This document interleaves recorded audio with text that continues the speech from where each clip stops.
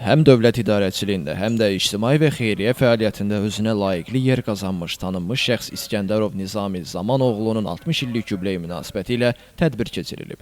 Tədbirdə Qərbi Azərbaycan icmasının Sumqayıt şəhər nümayəndəliyinin üzvləri, ictimaiyyət nümayəndələri, ziyalılar və media təmsilçiləri iştirak ediblər. Tədbiri açan Qərbi Azərbaycan icmasının Sumqayıt şəhər nümayəndəliyinin sədri Ramiz İsmailov yubilyarı təbrik edib. Onun dövlət və ictimai fəaliyyətinə yüksək qiymət verib. O bildirib ki, Nizami İskəndərov uzun illər boyu dövlət qulluğunda, sahibkarlıqda və xeyriyyəçilik sahəsində gördüyü işlərlə cəmiyyətin hörmətini qazanıb. O, həm peşəkar idarəçi, həm də xeyirxah insan kimi hər zaman insanların yanında olub. Qərbi Azərbaycan icmasının Sumqayıt nümayəndəliyinin formalaşmasında onun böyük rolu olub. Qərbi Azərbaycan icmasının nümayəndəsi Faiq Kərimov bildirib ki, Nizami İskəndərovun Qərbi Azərbaycan icmasının işinə verdiyi töhfə böyükdür. O, icmanın əsas istiqamətlərinin müəyyənləşdirilməsində fəal iştirak edib və bu istiqamətdə daim təşəbbüslərlə çıxış edib. Daha sonra çıxış edənlər icmanın digər üzvləri və şəhər ziyalıları da Nizami İskəndərovun çoxşaxəli fəaliyyətindən danışıblar. Onlar qeyd ediblər ki,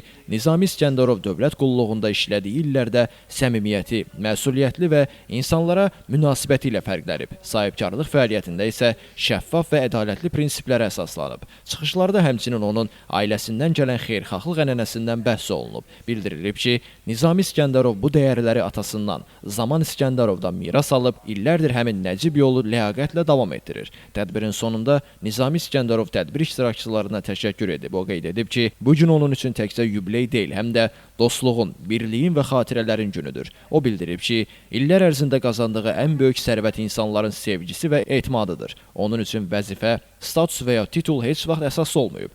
Əsas olan xalqa, vətənə və insanlara xidmət etməkdir. O, Qərbi Azərbaycan icmasının üzvlərinə və Sumqayıt ictimaiyyətinə minnətdarlığını bildirib. Gələcəkdə də ölkənin sosial və humanitar inkişafına yönəlmiş layihələrdə fəal iştirak edəcəyini vurğulayıb. Tədbir sonda xatirə şəkillərinin çəkilməsi və səmimi söhbətlərlə davam edib. Elvin Qudratov, Şəmstan Fikrətli, Elbrus İsmailov, Bugün informasiya proqramı üçün.